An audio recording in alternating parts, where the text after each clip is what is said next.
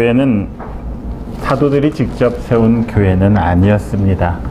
하지만 로마서 1장 8절을 보면 이런 말씀이 나오고 있습니다. 로마서 1장 8절 말씀 같이 한번 읽겠습니다.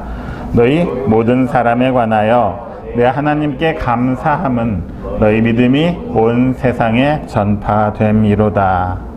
비록 사도들이 세운 교회는 아니었지만 로마 교회는 그 믿음이 온 세상에 전파될 정도로 믿음이 건실하고 내실이 있던 교회였음을 알 수 있습니다.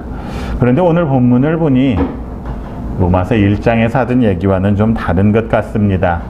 로마 교회 안에도 양의 탈을 쓴 이리와 같이 성도들의 영혼을 훔치고 노략질하는 그런 나쁜 일들이 있었던 것 같습니다.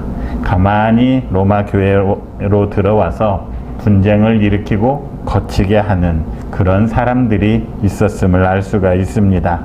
이런 사람들을 성경은 거짓 교사들이라 말합니다. 그들은 시간과 공간을 초월해서 교회가 있는 곳이라면 어디든지 조용히 들어와서 노략질하는 이리들처럼 성도의 영혼을 훔치곤 했습니다. 그래서 바울 사도는 로마 교인들을 향해서 이들로부터 떠나라 그렇게 말하고 있는 것입니다.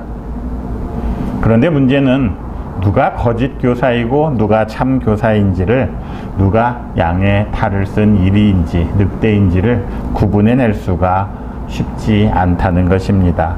이것을 구분한다는 것이 어려운 일이었습니다.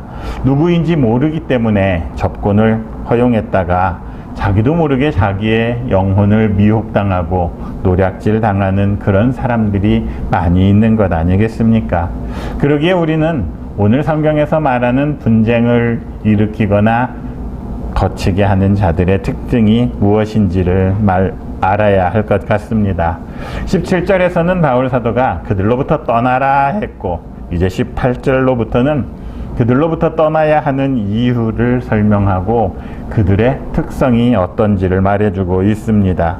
바울 사도는 우리가 그들로부터 떠나야 하는, 그 거짓 교사들로부터 떠나야 하는 이유를 아주 궁극적인 그들의 목표가 무엇인지를 말해주면서 우리에게 권면하고 있습니다. 자, 그렇다면 바울 사도가 우리에게 말하고 있는 거짓 교사들의 특징은 무엇입니까? 바울 사도는 먼저 그들이 교훈을 거스른다 그렇게 말하고 있습니다. 여기서 말하는 교훈은 무엇을 말하는 것이겠습니까? 우리가 예수 그리스도로부터 배우고 확신한 일을 말합니다. 그것은 곧 성경의 가르침이지요. 디모데후서 3장 14절과 15절 말씀은 이렇게 말하고 있습니다. 같이 읽겠습니다. 그러나 너는 배우고 확신한 일에 거하라. 너는 내가 누구에게서 배운 것을 알며 또 어려서부터 성경을 알았나니 성경은 능히 너로 하여금 그리스도 예수 안에 있는 믿음으로 말미암아 구원에 이르는 지혜가 있게 하느니라. 우리는 누구로부터 배우고 확신한 일에 거하고 있습니까? 바로 예수 그리스도 안에 있음으로 그 배운 것들, 그리고 그 믿음 안에 확신하는 것들에 살아가고 있습니다. 그런데 거짓 교사들은 예수 그리스도의 가르침과 다르다는 것이지요. 예수 그리스도의 가르침을 전하는 교회의 가르침과도 다르고 성경의 가르침을 거스르는 사람들이라는 것을 알 수 있습니다. 하지만 이들이 교활한 것은 처음부터 드러내놓고 거스르지 않는다는 것입니다. 18절에서 말하고 있는 것처럼 거짓 교사들은 교활한 말과 아첨하는 말로 순전한 자들의 마음을 미혹합니다.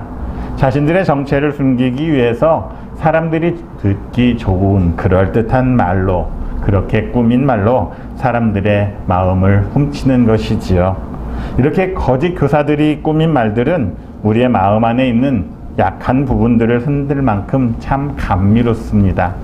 지난 시간에도 얘기했지만 사람들은 칭찬하는 말, 듣기 좋은 말만을 찾아다니지요. 그래서 이 거짓 교사들은 우리를 속이기에, 우리의 마음을 빼앗기에 충분히 부드럽고 감미롭습니다. 그래서 그들에게 미혹될 수밖에 없는 것이지요. 게다가 그들에게는 진심이 없습니다. 진심은 그렇지 않으면서도 마음을 빼앗기 위해서 상대가 원하는 말은 뭐든지 다 해줄 수 있습니다. 진심으로 하는 말이 아니기에 얼마나 쉽게 해줄 수 있겠습니까? 내 마음은 그렇지 않지만 상대가 그 말을 듣고 싶어 하기에 그 말을 다 해주는 것입니다. 그러다 보니 사람들의 판단이 흐려지는 것이지요. 이렇게 아주 그럴듯한 내용과 듣기 좋은 말로 우리들의 마음을 빼앗고 판단력을 흐리게 합니다. 우리의 귀를 막고 우리의 눈을 멀게 하는 것이지요. 그렇게 한 후에 이제 본격적으로 성경을 거스르는 교훈을 전하는 것입니다. 사탄 역시 마찬가지입니다. 처음부터 직접적으로 우리를 위협하거나 저주의 말을 하지는 않습니다. 사탄이 너 나에게 오지 않으면 너에게 저주하겠어? 이런 식으로 절대로 하지 않습니다. 사탄은 원래의 목적을 감추고 뭔가 좋은 일이 있을 것 같은 그런 야릇한 희망을 주지요. 아름답게 꾸며진 말로 우리를 타락하게 만드는 것입니다. 그래서 우리는 누군가가 새로운 가르침을 강조하면서 달콤한 말로 접근해 올 때 오히려 그 내용을 냉정하게 듣고 성경을 기준 삼아서 정말로 그 말이 그러한지를 판단할 수 있어야 합니다. 갈라디아서 1장 8절에 이런 말씀이 있습니다. 같이 읽겠습니다. 우리나 혹은 하늘로부터 온 천사라도 우리가 너희에게 전한 복음 외에 다른 복음을 전하면 저주를 받을지어다. 아무리 고귀한 존재, 심지어 천사라 할지라도 우리가 너희에게 전한 복음이 무엇입니까? 예수 그리스도의 복음 아니겠습니까? 예수 그리스도의 가르침과 다른 가르침을 전한다면 그 존재는 저주를 받을 수밖에 없다고 말합니다. 또한 요한일서 4장 1절은 이렇게 말합니다. 같이 읽겠습니다. 영을 다 믿지 말고 오직 영들이 하나님께 속하였나 분별하라. 참 좋은 말을 하는 사람들, 다 자기가 하나님으로부터 나왔다는 사람들이 얼마나 많습니까? 하지만 그들을 믿지 말라는 것입니다. 하나님께 그들이 정말 속하였나 분별하라 말하고 있습니다. 이 세상에 얼마나 많은 거짓 선지자들이 있습니까? 하지만 그들이 성경의 가르침에 위배되는 삶을 살아갈 때 성경과 다른 거스르는 말을 할 때에는 그를 잘 분별하고 그들로부터 단호하게 돌아서야 한다 말합니다. 이렇게 하나님의 가르침, 예수 그리스도의 가르침과 거스르는 사람들, 반대로 말하는 그들을 벗어나야 한다는 것이죠. 다음으로 거짓 교사들은 분쟁을 일으키고 사람들을 거치게 한다. 곧 사람들을 넘어지게 한다고 말하고 있습니다. 그들의 목적은 무엇입니까? 어떤 수단과 방법을 써서라도 교회를 분란으로 빠뜨리는 것입니다. 그래서 믿음이 연약한 사람들에게는 상처를 주고 믿음에서 떠나게 하는 것, 그것이 그들의 목적 아니겠습니까? 그래서 그들은 도략질하는 일이라 말하고 있는 것이지요. 그들의 본색이 드러난 후에도 결코 호락호락 물러나질 않습니다.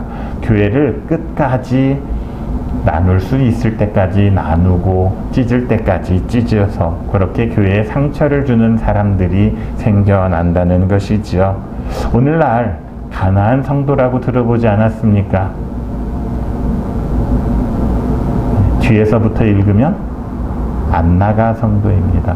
교회에 나가지 않겠다는 것이지요. 한 번은 언젠가는 교회에 다녔었지만 이제는 교회에 안 나간다는 것입니다. 왜 그렇습니까? 그들은 교회의 다툼과 분열로 상처를 받은 사람들입니다. 우리 안에도 그렇게 많은 사람들이 있음을 알아야 합니다. 교회가 분열되는 것 외부의 사람들로부터가 아니라 내부에 있는 사람들의 문제로 일어난다는 것을 잊지 말아야 합니다. 그래서 우리는 서로가 서로를 잘 보듬어 줄 수 있어야 하지 않겠습니까? 우리 안에 문제가 생겼을 때 서로를 정말 원수보다도 더 보기 싫은 사람처럼 대하는 것이 교회의 태도입니다.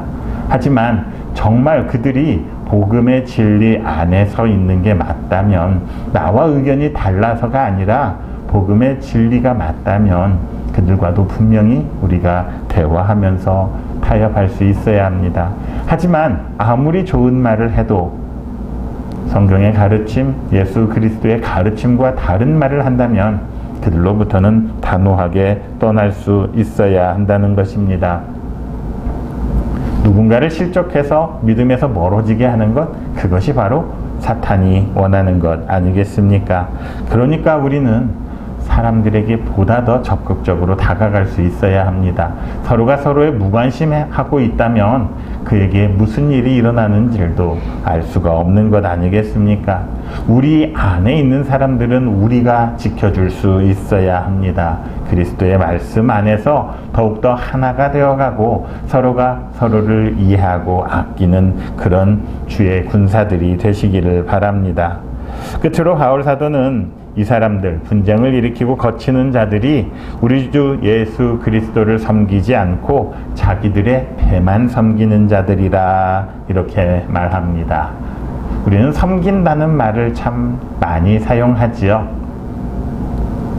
되게 자기를 소개할 때 어느 교회를 섬기고 있습니다 이렇게 소개하기도 합니다. 그런데 이 섬긴다는 말, 그 말은 원래 노예라는, 종이라는 말에서 나왔습니다. 그 말은 무슨 뜻이겠습니까? 자기 자신의 자유를 포기한다는 것입니다. 그리고 주인의 뜻에 따라 자기를 철저하게 복종시키는 그 사람들이 종 아니겠습니까? 그렇게 종처럼 살아간다는 것이 곧 섬긴다는 말의 뜻인 것입니다. 그러니까 참된 그리스도인들은 예수 그리스도만을 섬기지요. 나 스스로를 부인하고 그리스도께 내가 스스로 자원해서 종이 되는 그런 기쁜 마음으로 종의 사명을 수행하는 사람들이 바로 그리스도인임을 잊지 말아야 합니다. 그래서 그리스도인들은 나 자신의 자유를 포기해야 합니다. 종이 내 뜻을 가지고 있으면 되겠습니까? 내 뜻을 포기하고 부인하고 그리스도의 뜻에 나를 온전히 굴복시키는 그것이 바로 우리가 그리스도인이 되었음을 증명하는 것입니다. 그래서 바울 사도는 이런 그리스도인들의 삶을 갈라디아서 2장 20절에서 이렇게 말합니다. 같이 읽습니다. 내가 그리스도와 함께 십자가에 못 박혔나니 그런즉 이제는 내가 사는 것이 아니요 오직 내 안에 그리스도께서 사시는 것이라. 이제 내가 육체 가운데 사는 것은 나를 사랑하사 나를 위하여 자기 자신을 버리신 하나님의 아들을 믿는 믿음 안에서 사는 것이라. 이제는 내가 사는 게 아니라는 것입니다. 내 안에 그리스도께서 사시는 것이지요.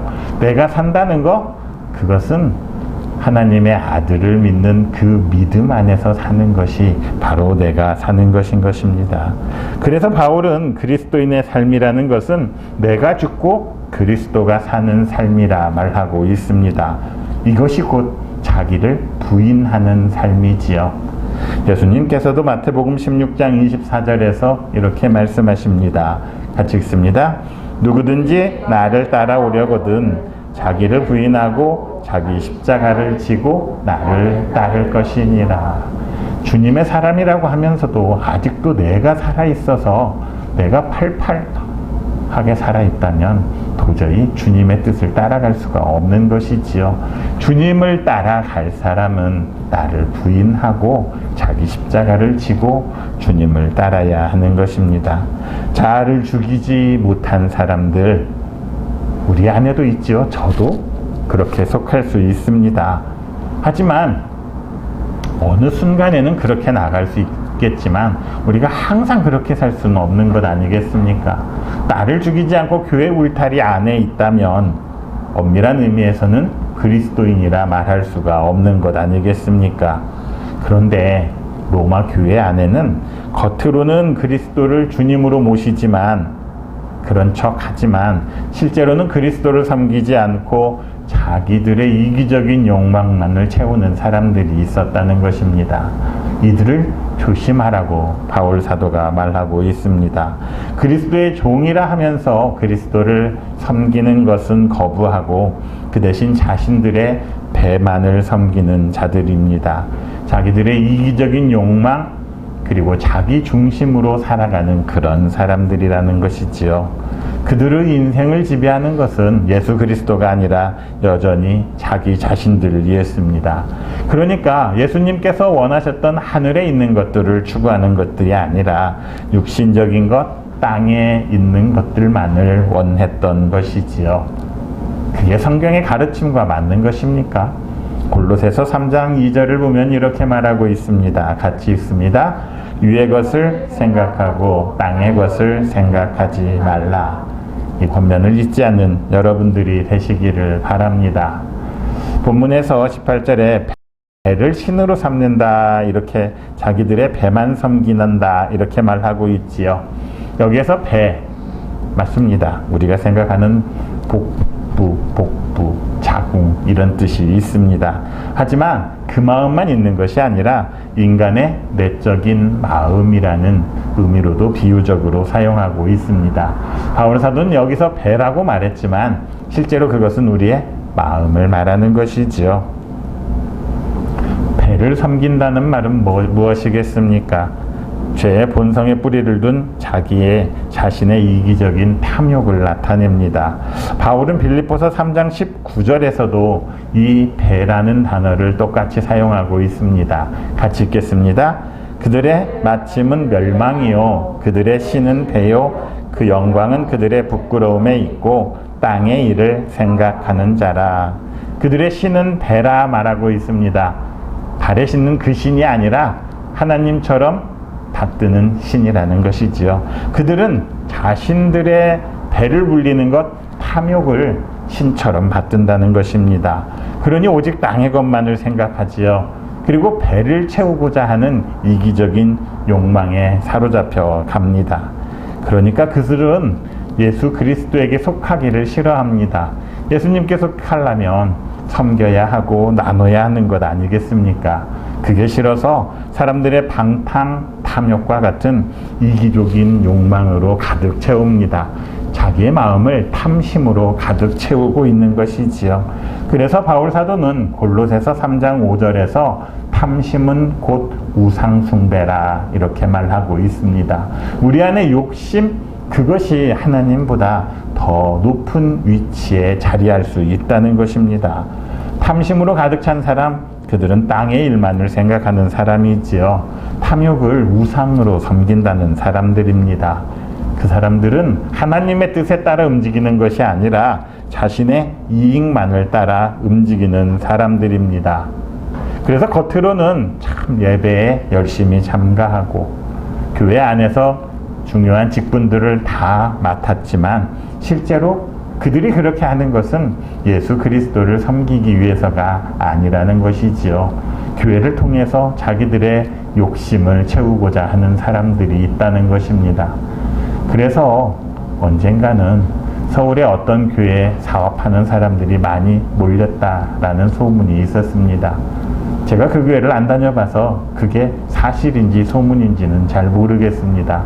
강남 압구정동에 있는 어떤 교회에 사람들이 갑자기 늘어났다는 것이지요. 세상에 사업적인 이익을 얻기 위해서였다는 그런 주장들도 있었습니다. 그것뿐만이 아니지요. 지금 교회 안에서는 이렇게 저렇게 세상의 사업적인 관계로 얽히고 설키는 사람들이 참 많이 있습니다. 어쩌면 교회가 그런 목적 하에 존재하고 있는 것처럼 살아가는 사람들입니다. 그들에게 있어서 교회는 자기들의 욕심을 채우기 위한 수단 아니겠습니까? 그런 사람들은 겉으로는 하나님을 섬긴다 하지만 실제로는 탐욕이라는 우상을 숭배하고 살아가는 사람들입니다. 그들은 눈에 보이는 가치만을 좋아합니다. 돈이 있어야 되고 눈에 보이는 권력이 있어야 합니다. 하지만 믿음, 소망, 사랑 이런 눈에 보이지 않고 저 너머에 있는 것 같은 것들 그런 것들은 가치가 없는 것이라 생각하지요. 그렇다면 하나님도 눈에 보이지 않지 않습니까? 그러니 그들은 하나님을 무서워하지도 않는 것이지요. 예수 그리스도도 버리고 자기 자신만을 위해서 눈에 보이는 가치들만을 쫓아다니는 것입니다. 이렇게 나의 배만을 불리는 그런 삶, 당장은 만족을 가져다 줄 것입니다. 이 세상에서 내 손에 든 것이 많을 것이고 가진 것이 많겠지요. 육체적으로 편안할 것입니다. 쾌락을 즐기면서도 살 수 있을 것입니다. 그런데 일단 그런 맛을 들이게 되면 더 이상은 주님을 섬길 수가 없습니다. 왜 그렇습니까? 주님을 섬기는 길이 그렇게 편안한 길만은 아니기 때문이지요. 하지만 그것이 오래되고 나면 그 쾌락에 빠진 그들의 것들은 다 안개처럼 사라져버린다고 성경은 말하고 있습니다. 순간의 찰나의 일이라고 말하고 있습니다. 그것들이 지나고 나면 영원한 고통과 허무에 빠질 수밖에 없습니다. 반대로 주님을 섬기는 삶은 지금 당장은 고통스럽고 힘겹습니다. 주님에게 무엇을 드리는 것 자체가 어려운 세상입니다. 나 자체가 너무나 빈곤하고 너무나 힘이 들어서 주님께 바친다는 것 생각조차도 하기가 어렵습니다. 그런 일을 생각한다는 것 참 쉽지 않은 일입니다. 하지만 주님께서는 주님을 섬기는 그 사람들을 결코 그냥 두지 않으심을 믿으시기 바랍니다. 주님을 믿는 그들에게, 주님을 섬기는 자들에게는 영원한 형통함과 함께 영원한 만족이 있음을 잊지 마시기를 바랍니다. 우리는 짧은 2절이지만 2주간에 걸쳐서 우리가 배우고 확신하는 일에서 벗어나게 하는 거짓 교사들의 모습을 보았습니다. 그냥 우리 눈에 보이는 이단들 뿐 아니라 우리의 마음 속에서 우리는 얼마나 탐욕에 자주 넘어가는지 알 수가 없습니다. 눈에 보이는 이단보다 내 마음 안에 있는 탐심, 곧 우상 숭배의 마음이 어쩌면 우리를 더 힘들게 하는지도 모르겠습니다. 그로 인해서 분쟁이 일어나는 것 아니겠습니까? 그 욕심으로 인해서 인간 사회에서도 얼마나 많은 분쟁이 있고 서로가 서로를 넘어뜨리고 있습니까? 교회 안에서도 마찬가지지요. 그러기에 짧은 2절이지만 2주에 걸쳐서 생각을 해보았습니다. 그들은 우리 주 예수 그리스도를 섬기는 자들이 아니라 자신들의 배만을 섬기는 자들입니다. 교회 안에 이런 자기들의 배를 신으로 삼는 이런 사람들이 많아지면 안 되지 않겠습니까? 그들은 많은 사람들을 미혹할 것입니다. 그렇다면 우리는 그 길에서 벗어나자는 것이지요. 사람이 어찌 욕심을 부리지 않을 수 있겠습니까? 욕심을 부릴 때가 있겠지만, 하지만 그것을 하나님처럼 믿고 살아가서는 안 된다는 것입니다. 나의 이기적이고 탐욕스러운 욕망들, 그것들을 내려놓고 그것들을 버리는 것, 그것이 나를 부인하는 것 아니겠습니까? 그래야만 우리 주 예수 그리스도를 나의 영원한 주님으로 삼을 수 있다는 것입니다. 오늘은 2021년 송년주일입니다. 지금까지의 나의 삶은 어떠했는지 중요하지 않습니다. 여러분의 삶이 어떠했는지 저 또한 알 수가 없습니다. 그러나 이제 새해에는 우리가 좀 바뀌어야 하지 않겠습니까? 앞으로 남은 삶을 오직 그리스도를 위해서 주님의 가르침대로 배우고 확신한 일에 거해야 하지 않겠습니까? 이 땅에 눈에 보이는 것들을 추구하는 그 마음을 내려놓고 탐욕을 내려놓고 나를 부인하고 나의 십자가를 지고 주님의 뒤를 따라가는 여러분 모두가 되시기를 그리스도이신 예수님의 이름으로 축원합니다.